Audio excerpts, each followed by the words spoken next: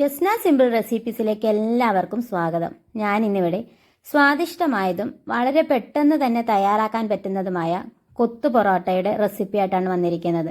തയ്യാറാക്കുന്നത് എങ്ങനെയാണെന്ന് നോക്കാം.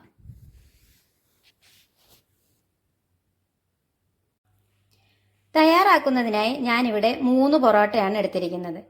ഇനി നമുക്ക് മറ്റു കുറച്ച് ഇൻഗ്രീഡിയൻസ് കൂടെ ആവശ്യമായിട്ടുണ്ട്.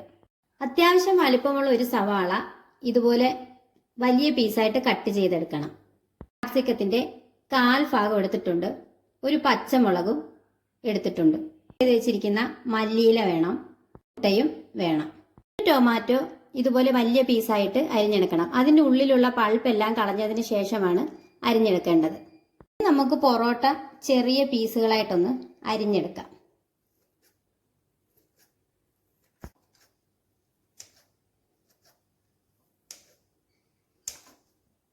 ഇത് നമ്മൾ വാങ്ങിക്കുന്ന പൊറോട്ടയൊക്കെ ബാലൻസ് വരുവാണെങ്കിൽ ഇങ്ങനെ ചെയ്തെടുക്കുവാണെങ്കിൽ ബ്രേക്ക്ഫാസ്റ്റ് ആയിട്ടൊക്കെ നമുക്ക് കഴിക്കാം. ഈവനിങ് സ്നാക്സ് ആയിട്ടൊക്കെ കഴിക്കാൻ പറ്റുന്ന നല്ലൊരു വിഭവമാണിത്.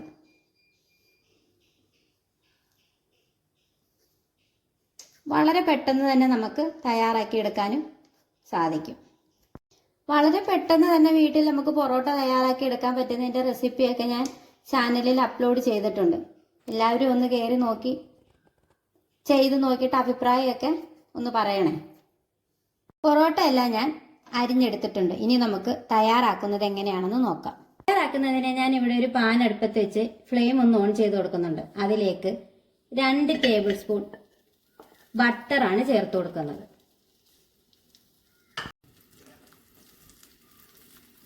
മെൽറ്റായി വന്നപ്പോൾ അതിലേക്ക് ഇഞ്ചി വെളുത്തുള്ളി ചതച്ചത് ചേർത്ത് കൊടുക്കുന്നുണ്ട്. ഇതിനി നന്നായിട്ട് ഇതിനകത്ത് കിടന്നൊന്ന് മൂത്ത് വരണം. ഈ ഇഞ്ചിയുടെയും വെളുത്തുള്ളിയുടെയും ഫ്ലേവർ ഈ ബട്ടറിനകത്ത് ഇറങ്ങി നല്ലൊരു ടേസ്റ്റ് ആയിരിക്കും നമുക്ക് ഈ കൊത്തു പൊറോട്ടയ്ക്ക് കിട്ടുന്നത്. നന്നായിട്ട് മൂത്ത് വന്നപ്പോൾ നമ്മൾ അരിഞ്ഞു വെച്ചിരിക്കുന്ന സവാള ചേർത്ത് കൊടുക്കാം.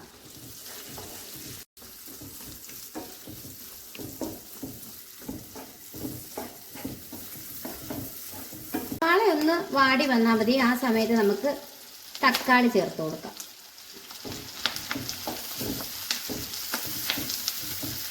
ക്യാപ്സിക്കവും പച്ചമുളകും കൂടി ചേർത്ത് നന്നായിട്ടൊന്ന് ഇളക്കി കൊടുക്കാം. ഒരുപാടൊന്നും വഴണ്ടി വരേണ്ട ആവശ്യമൊന്നുമില്ല. പച്ചക്കറി എല്ലാം ഒന്ന് വാടി വന്നാൽ മതി. ആവശ്യത്തിന് ഉപ്പ് ചേർത്ത് കൊടുക്കണം.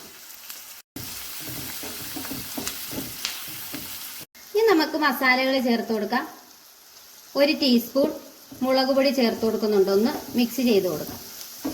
1 ടീസ്പൂൺ മഞ്ഞൾപ്പൊടി, ടീസ്പൂൺ തന്നെ കുരുമുളക് പൊടി, 1/4 ടീസ്പൂൺ പെരിഞ്ജീരകത്തിന്റെ പൊടി, ഗരം മസാല. ഇതെല്ലാം കൂടി ചേർത്ത് നമുക്ക് അതിന്റെ പച്ച മണമൊക്കെ ഒന്ന് മാറുന്ന വരെ ഒന്ന് വഴറ്റി കൊടുക്കണം. നമുക്ക് ആ മുട്ടയിലേക്ക് അല്പം ഉപ്പും കൂടി ചേർത്ത് നന്നായിട്ടൊന്ന് മിക്സ് ചെയ്ത് എടുക്കാം. ഇനി നമുക്ക് ഇതിനകത്തേക്ക് ഒഴിച്ചു കൊടുത്തൊന്ന് ചിക്കി എടുക്കണം.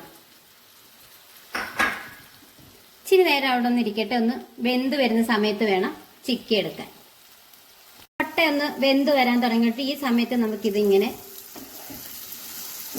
ഇളക്കി കൊടുത്ത് സ്ക്രാമ്പിൾ ചെയ്തെടുക്കാം. ഇത്രയും മതി. ഈ ഒരു പരുവത്തിന് വേണം സ്ക്രാമ്പിൾ ചെയ്തെടുക്കാൻ. ഇനി നമുക്കിതിലേക്ക് പൊറോട്ട നമ്മൾ അരിഞ്ഞു വെച്ചിരിക്കുന്ന പൊറോട്ട ചേർത്ത് കൊടുത്ത് മിക്സ് ചെയ്തെടുക്കാം. പൊറോട്ടയിലെല്ലാം നന്നായിട്ട് ഈ അരപ്പൊന്ന് പിടിക്കുന്നിടം വരെ ഒന്ന് മിക്സ് ചെയ്ത് കൊടുക്കണം. ഇതിനകത്തേക്ക് സ്പെഷ്യലായിട്ട് ഒരു ഇൻഗ്രീഡിയൻസ് കൂടെ ചേർത്ത് കൊടുക്കുന്നുണ്ട്.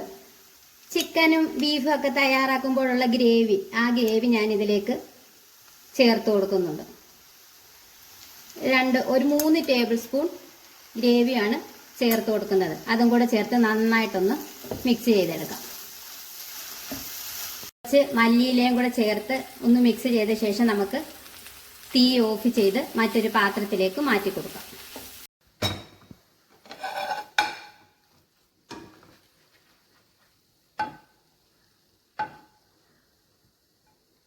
വളരെ പെട്ടെന്ന് തയ്യാറാക്കി എടുക്കാൻ പറ്റുന്നതും എന്നാൽ ടേസ്റ്റിൽ ഒട്ടും പുറകോട്ട് നിൽക്കാത്തതുമായ നല്ലൊരു കൊത്തു പൊറോട്ടയുടെ റെസിപ്പിയാണിത്. വീഡിയോ ഇഷ്ടപ്പെട്ടെങ്കിൽ എല്ലാവരും ഒന്ന് തയ്യാറാക്കി നോക്കുകയും ലൈക്ക് ചെയ്യുകയും സബ്സ്ക്രൈബ് ചെയ്ത് സപ്പോർട്ട് ചെയ്യുകയും ചെയ്യണേ. ഇനിയൊരു ഈസി റെസിപ്പിയായിട്ട് കാണുന്നത് വരെ താങ്ക്സ് ഫോർ വാച്ചിങ്.